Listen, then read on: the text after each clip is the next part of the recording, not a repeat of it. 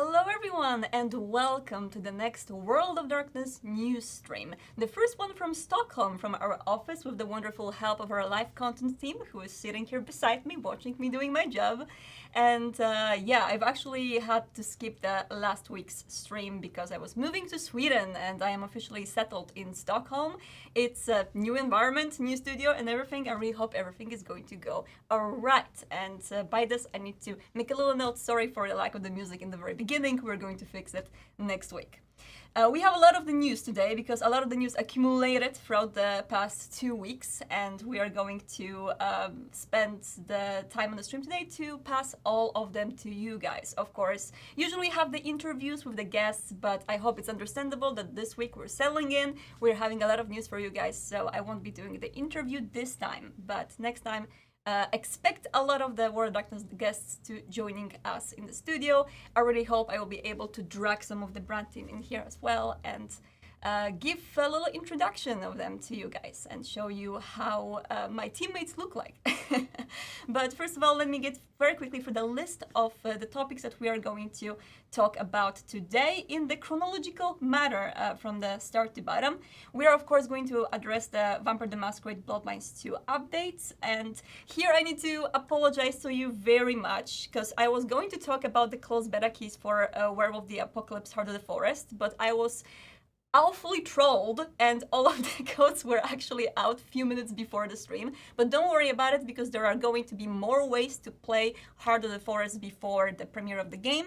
So we're going to talk about it in the future shows. Today we're going to talk about the dev diaries and the updates from Heart of the Forest team. We're going to also talk about the Rave the Oblivion Afterlife, and nailed it this time, gameplay reveal, which is going to happen very soon. We're going to talk about the comic reviews and about the crowdfunding campaign for Vampire the Masquerade Rivals, which is ending today in a few hours from now on.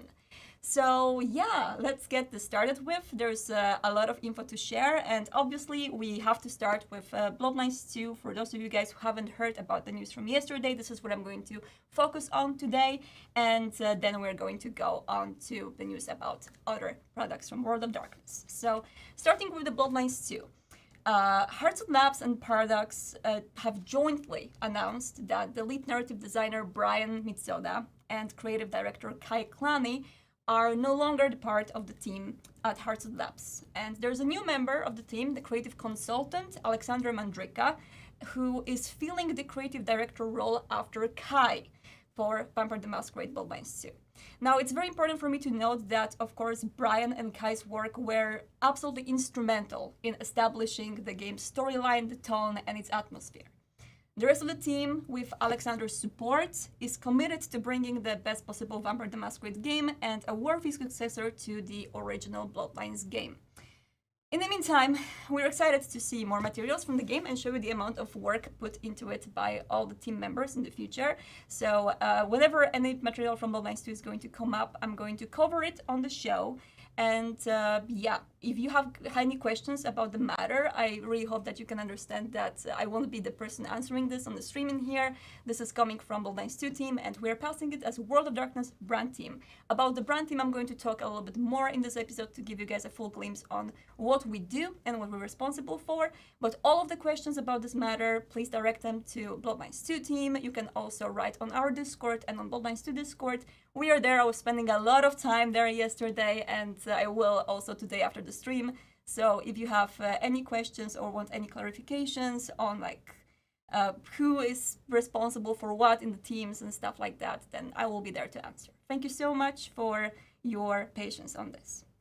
And I'm going to move forward to Rave the Oblivion Afterlife because we actually have very soon the gameplay materials from that game releasing, and that's going to hit on August 27th. Next week, there's going to be the reveal of the gameplay of Rave game, the very first Rave game ever So we are super excited by this. And if you want to see a little bit of a teaser for that, it's actually shared on Wraith Afterlife Twitter and on their social media. They shared a little GIF which shows the man walking around in the VR headset in probably what seems to be the mansion that the game is taking place in. This is of course going to be a VR game. It's as I've mentioned it before on the streams, it's made by the Fast Travel Game Studio, which is specialized in VR experiences, in making sure that they are very accessible and very much open to the new VR users. So if you haven't used VR in the past, I think it's going to be a good start. This is at least my plan. I'm planning to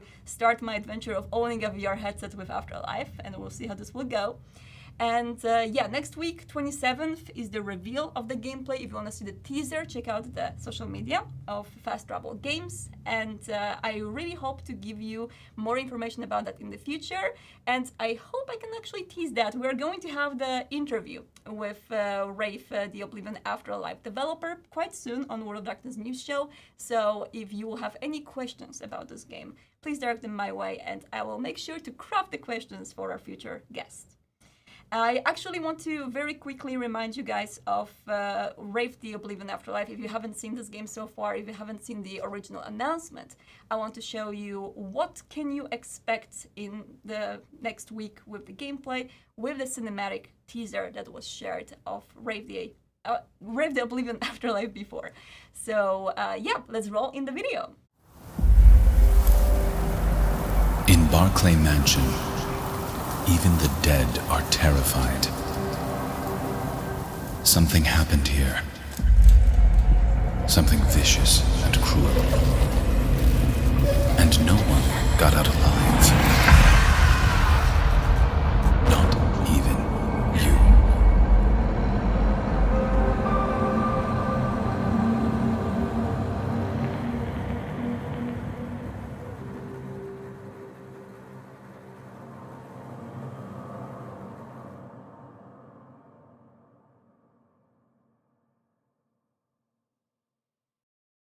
All right, guys, so I see some questions in the chat about this, so I'm going to very quickly address some of them. Some of you guys asked about potential Orpheus Easter eggs, and this makes me very happy as a World of Darkness nerd, as someone is mentioning Orpheus, hooray.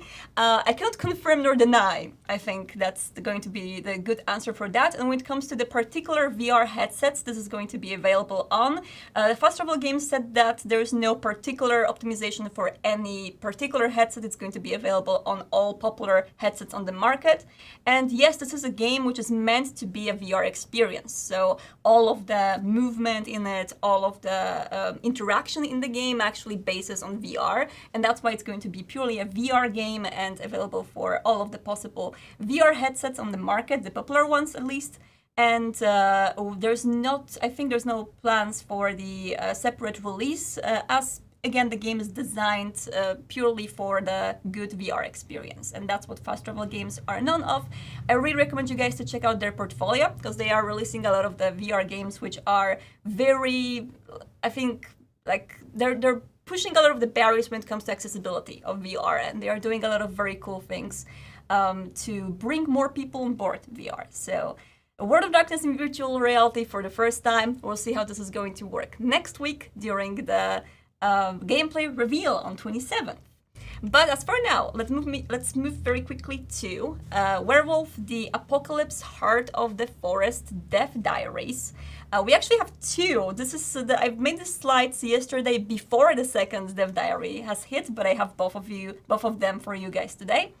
And I am, again, very sorry for including the beta keys in the overlay. They have run out from the Alienware giveaway just a few minutes before the stream, but it's not an issue because the game is going to be available to play later on as well. So for those of you who are looking forward to checking out Heart of the Forest, there will be occasions for sure.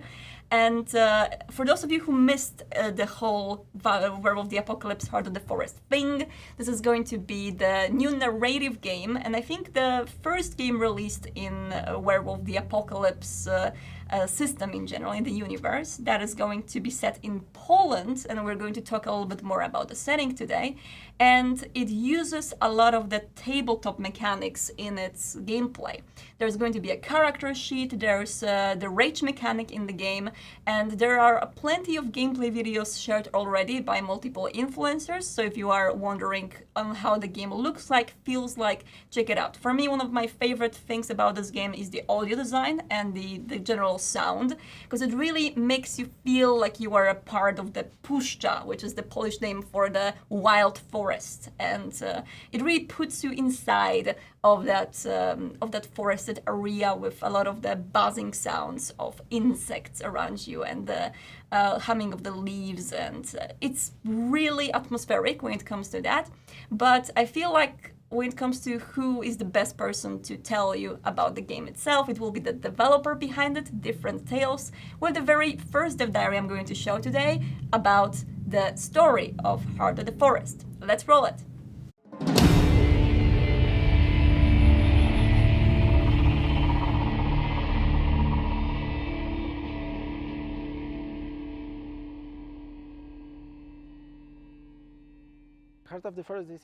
Heart of the Forest is the story of Maya, a young American girl with Polish roots who comes back to the country of her ancestors and becomes drafted in the middle of a secret war that's been waged for thousands of years.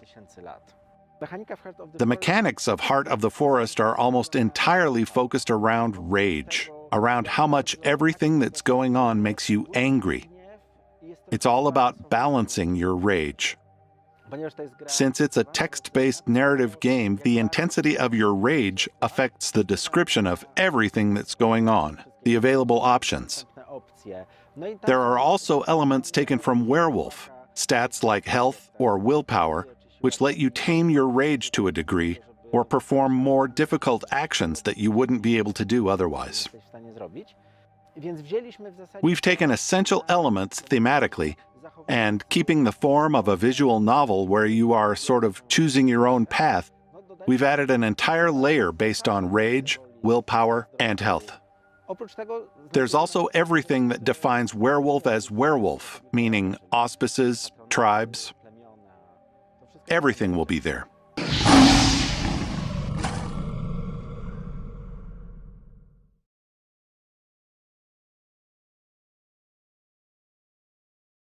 Of the Forest is, of course, the game that is going to incorporate a lot of the TTRPG elements in it. As you could see in the video itself, there is a character sheet that displays the stats which change depending on the choices in the game.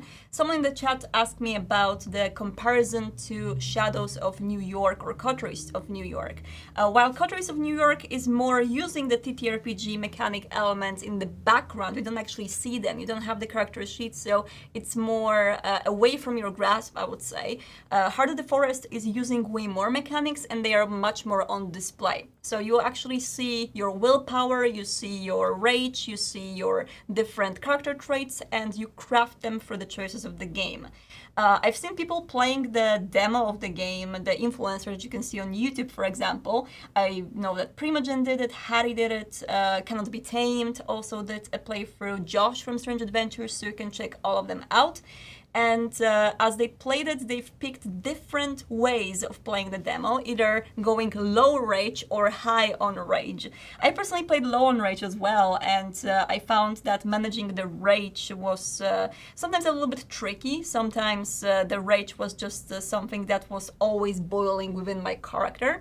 And other people who played high rage character met totally different encounters and different dialogues in the game that were driven by their rage. So I think it's going to be very interesting to role-play your own Maya in this game. Maya is the protagonist of this game. She's the American woman of Polish descent, and she can be crafted depending on how you play the game when it comes to her character and her relationship with the forest. She may be afraid of it, but she may be also very much into it, very much getting in tune to it. And the setting, the puszcza in Białowieża in Poland, is something that makes me very happy personally.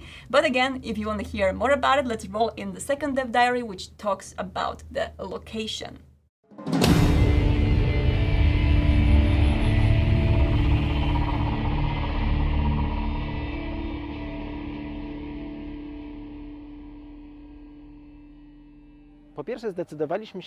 First of all, we decided to set the game in Poland to add and emphasize the world in World of Darkness, to show that not all of the stories happen in a mythical pop culture America, that every part of the world can have its own reflection in the World of Darkness. Besides, we like to make grounded games, games that touch upon real issues.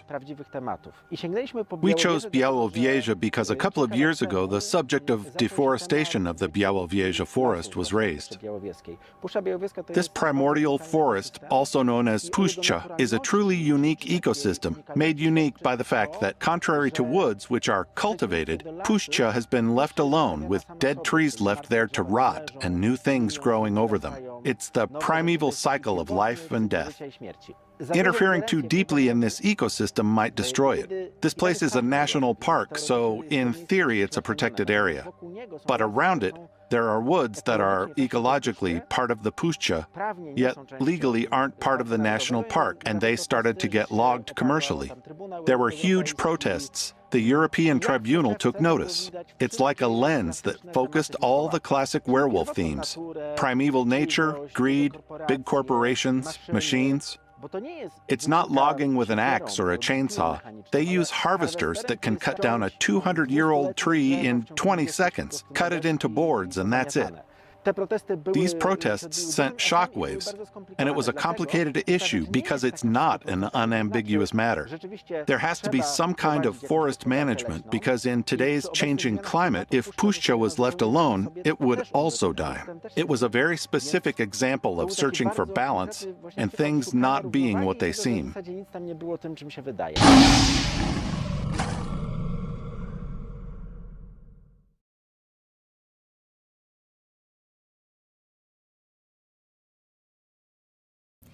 So these dev diaries are being shared every Wednesday by the Different Tales team on Twitter, if you want to check it out. I think they're doing a really awesome job with them, and I really am happy that they are sharing so much information from behind the scenes. So far, I think we had 4 dev diaries from them, if I'm not wrong on that, and I recommend to watch them all.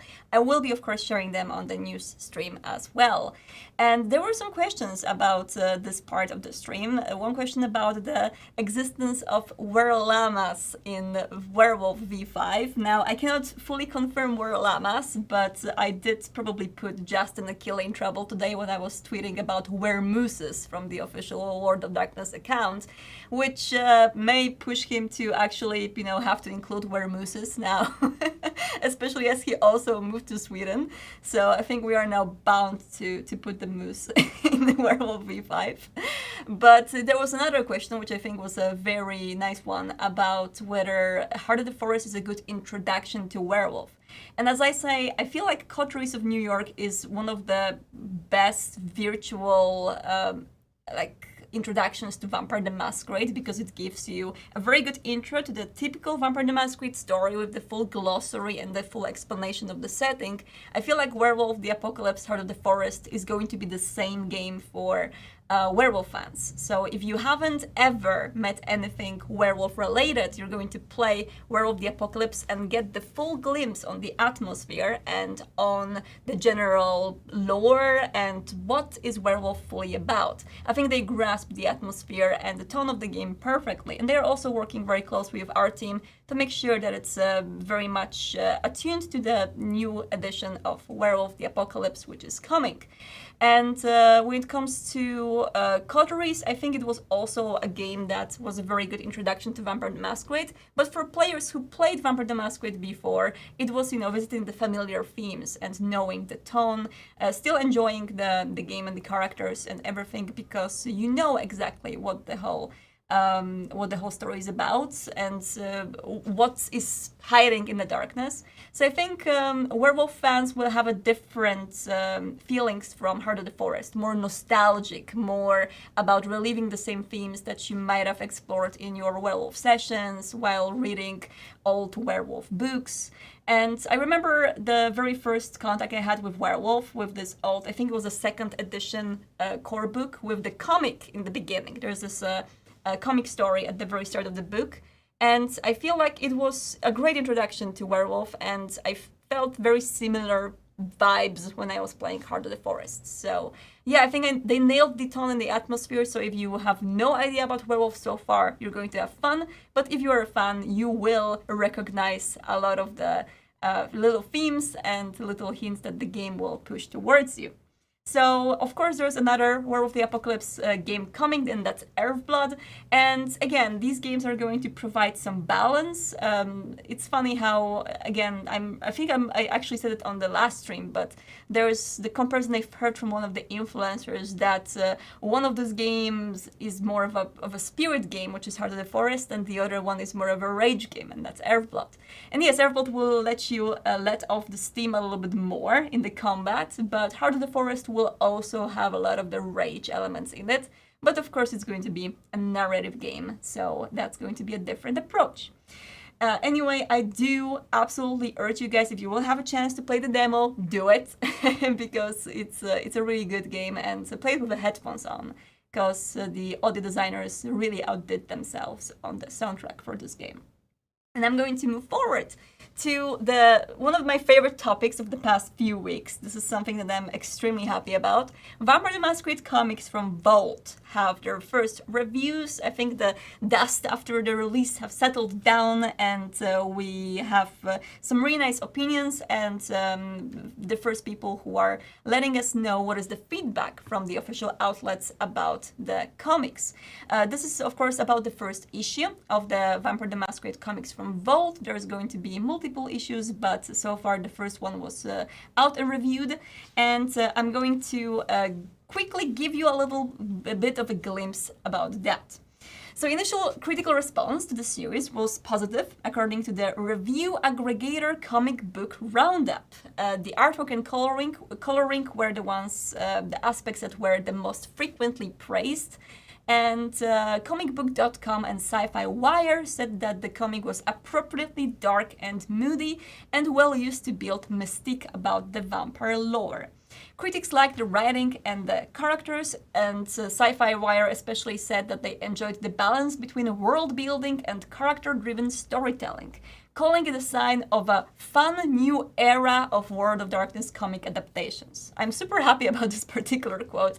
It's something that I felt the moment I saw the comics, of course, but when I saw the original cover, because the comic has plenty of covers that you can pick from depending on what kind of a collector you are. But the original main cover for the comic is just so 90s. It screams the old World of Darkness, and having this cover leading us into the new era of comic books, I'm super fine with that. So comicbook.com found the characters in the Anarch tales immediately interesting and said that the series has promise. The thing is, there are two sides of the comic. So one side is the Anarch story, the other is the Camarilla story. The Camarilla story with the Cecily that you can see here on the image as the main character. She's a very interesting character that has not been explored yet fully in the first issue, but I think it can give you a very nice glimpse of what kind of a very non-one-dimensional character she is. And what more do we have in there? Oh, there's one more quote which I really want to say, and that's from Bleeding Cool, who appreciated how the series expands the Vampire the Masquerade mythology with subversive and engaging characters, and called Winter's Thief a triumphant return to horror for Tim Seeley since his earlier works on Hack and Slash and Revival. This is also something that makes me very happy. Of course, Tim Seeley is a big figure behind the comic. We also had Tini and Blake Howard, who worked on the Anarch part of the story. They were the part of the World of Darkness news show a few weeks back. If you want to hear the interview with them, it's available on our YouTube channel. I'm very, very happy about the reception of this comic, and if you guys have read it already, please, please, please go to our Discord and let me know what you think about it. I've had some really cool opinions from you guys shared in there, but the more the merrier. I'm very happy to hear what you think and what you're expecting from the future issues as well. This is also the moment where I need to mention about the additional tabletop elements that the comics have. On the very back of the comic, you will be able to see some elements which you can use in your chronicles. That's mostly because, Tini and Blake, especially, they are such TTRPG nerds. Blake actually is a storyteller for his wife Tini, and they are both playing Vampire the Masquerade aplenty. Blake is a really, really awesome storyteller, and they really wanted to add some of these elements to the comics, to which we were very happy to help. And in the very first issue, you will have the character sheets for the characters, which you can use in your chronicles, and in the future issues you can expect more of that content as well. What exactly is going to be there, I'm not going to spoil, but I really hope you will like it. Next, I'm going to move on to the news about our team. And not really the news, but I think this is something that I'm going to use a lot, either on Discord or on various different discussions in which I am when I'm talking to the community. It's a little bit hard for people to grasp what exactly is a licensing team. There's the ambulance outside. I really hope you couldn't hear that. So the brand team, of course, is a licensing team. Some people are not fully accustomed to thinking about the companies or the teams this way, and that's why some people think that they work on Bloodlines. Some people think that all of these games are being developed in the studio here in Paradox. We're actually drawing the comics and writing the books and illustrating them and putting them out there. So I wanted to make it easier for everyone to understand who we are and what do we exactly do and who is behind the veil of shadows and who works in the World of Darkness. And that's why we've put out the article on worldofdarkness.com that you can access anytime. Feel free to link it to people that are asking who is actually behind the scenes, and basically get to know a little bit more about us and about what we do. It's something that not only will give you a full idea of what we are personally responsible for, but we are also adding some little Easter eggs, like telling which clans people are, or which werewolf tribes people are thinking that they are and their teammates are. And we made a little chart. We actually asked people in the team, who do they perceive themselves as, and who do they perceive us like? And it turned out to be pretty funny. You can check it out all on the website. And yeah, this is something I will link to a lot, because I know it can be a little bit difficult for people to grasp, especially with the plenty of changes that happened to back then called White Wolf and then the World of Darkness brand team within the Paradox Interactive. This is something that I feel is going to shine a lot of the light on that and give you guys a transparency on who we are and what we do. So please feel free to read the article. There might be a lot of words in there, but I promise you that it's an interesting read. I hope so, at least. And let us know if you have any questions on the Discord, on Twitter, on Facebook. We will be there to answer if anything is not clear. I'm going to check out very quickly the questions. How come you don't draw comics called Bloodlines and do the social media thing at the same time, Outstar? It's all Vampire the Masquerade? I know, right? I'm the worst. I'm literally the worst because I don't do all of these things at once. But yeah, that's very surprisingly what a lot of people think. And I think that's that's why it's very important for us to be transparent about this, let you guys know exactly what we do, what we're responsible for, and that's great.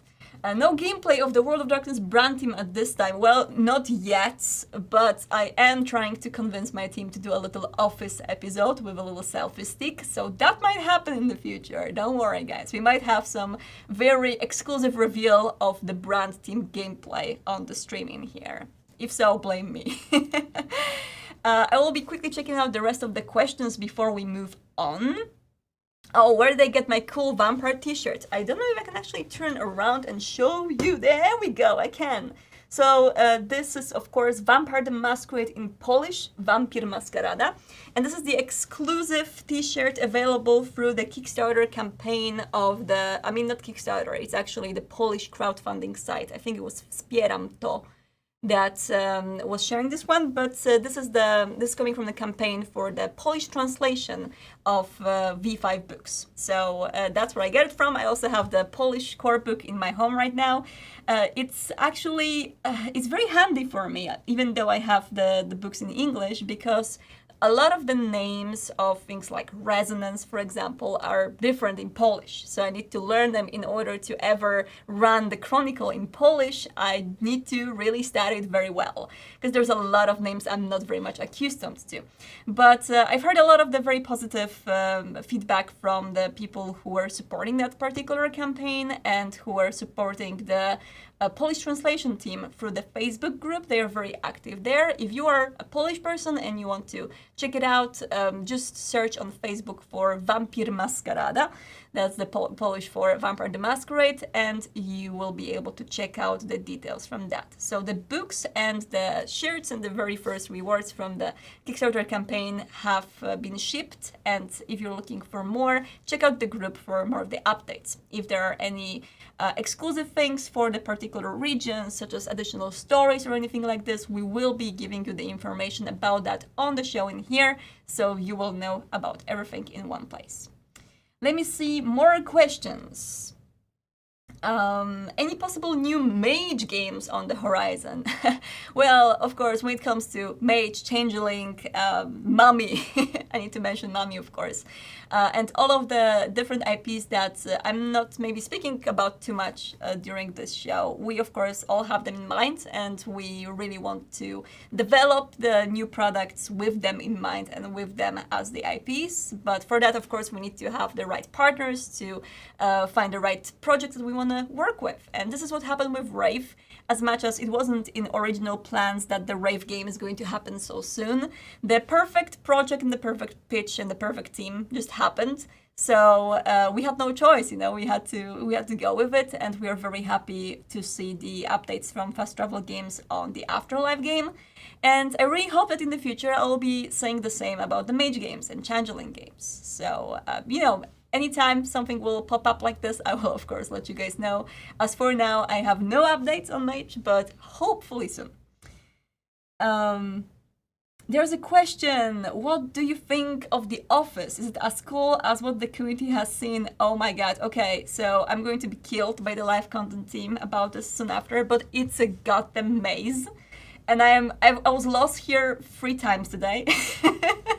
Because it's so big and there are a few staircases. It's absolutely beautiful. There's everything that's, you know, I need to do my job in here. So as much as I won't be working from the office just yet because of the pandemic situation and, you know, most of us are working from home still, I will be showing it here for the streams for sure. So I will be visiting, and I really hope next week I won't get lost as many times as I was today, but we'll see about that. So far, I am just completely not knowing what the layout is, so I need to learn. But yeah, absolutely, the office is absolutely beautiful. I really hope to give you guys a tour one day, maybe a virtual tour or something like that, but you know, there might be a lot of the NDAs things on the site, so I need to be very careful with planning that. We'll see. What is the correct route to pitch the game to World of Darkness or to pitch any project? You can check out the licensing at paradoxinteractive.com. That's the email that usually people are going to when it comes to the first contact. And, you know, of course, you can get in touch with us. It's, of course, you know, not that we're going to accept every project that is going to come our way, but feel free to just give us the pitches for the licensing at paradoxinteractive.com. Will the new show keep the same day and time for the foreseeable future? That's a good question. I think so, yes. We are determined to use this particular time slot. I think it's working pretty fine for a lot of our community. We got a very good feedback so far from this hour and a date. We will be seeing on the availability of the studio and all of the different factors that may come into this, but in general, we do suspect that this is going to remain the dates and hour for the stream. And we are also, of course, planning a lot of more streams to happen in the future, so please tune into our social media. We are also going to let you guys know through this stream, the new show, about any other things that we're planning, but there are a lot of things on the table, and I really hope that our program is going to grow. Let me see, anything else? Oh, it's literally just one long corridor. No, it's not.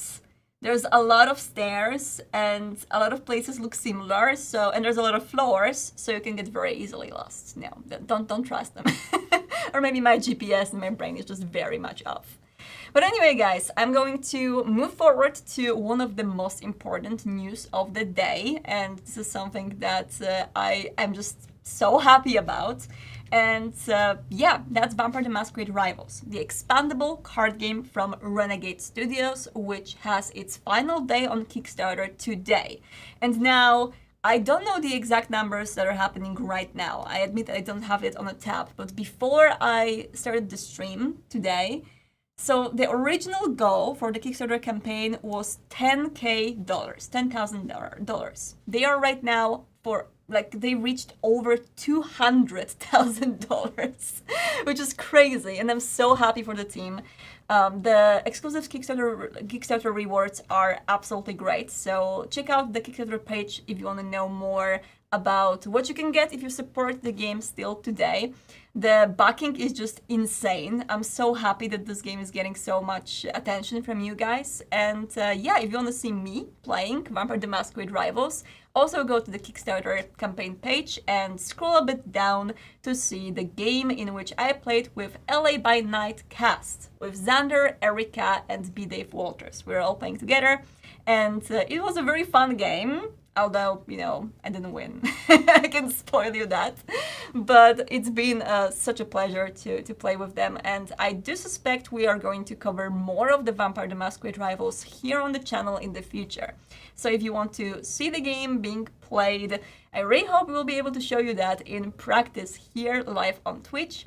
Expandable card game is, of course, the whole idea about it, if you haven't heard about it before, is that you get the basic box, the base set, and it's totally fine to play just with that. It has everything you need to play the full game. But later on, along the line, they plan few expansions per year to release, and these expansions are going to add additional clans, additional cards, and will make you able to build up your decks and make them a lot more deadly, maybe. We'll see how it's going to go, but there's a lot of the various ways you can play the game and the ways that you can build your decks.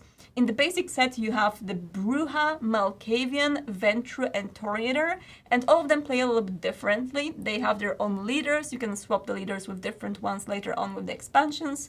And there's a lot of the different mechanics also basing on the disciplines. So, for example, when I was playing as a Bruja, I was, of course, playing the very feisty, very brawl-focused Bruja, but you could technically build a presence Bruja deck if you want to, because Bruja also have the discipline of presence, and see how that would work.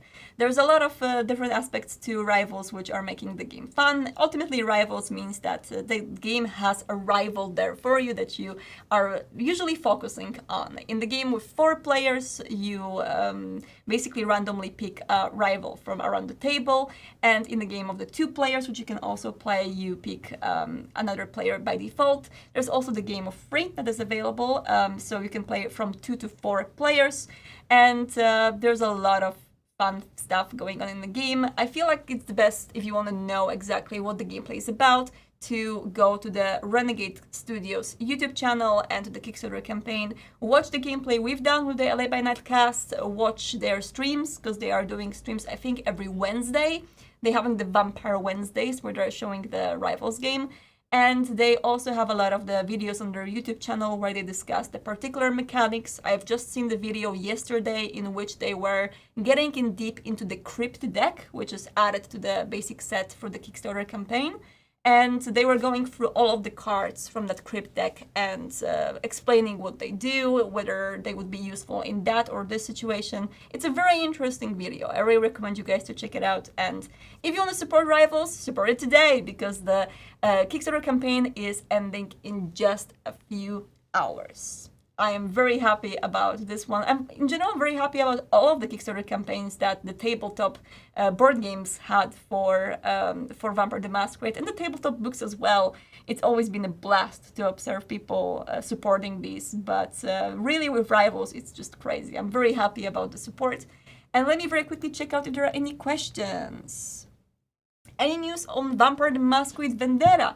Oh yeah, Vendetta is in the production right now with our partner Horrible Games, and they will update us if they have any news. The game is being basically developed currently, so as soon as we know more about the shipping of Vendetta and more information, we will let you know for the news stream. But yep, it's absolutely on track. So I think that would be it for today. Oh my goodness, we actually did it in 40 minutes, which I'm pretty happy with considering we had no guests on the show. Usually it's up to the hour, but today we just had a lot of the news to share, and I really hope that I was able to sate some of your curiosity about the upcoming and ongoing World of Darkness matters. We're going to see each other every single week from the studio here, from Paradox Interactive, and I'm going to give you more news coming. And as for now, I would like to thank you so much, guys, for your continuous support for World of Darkness products and everything that we do. It's been awesome.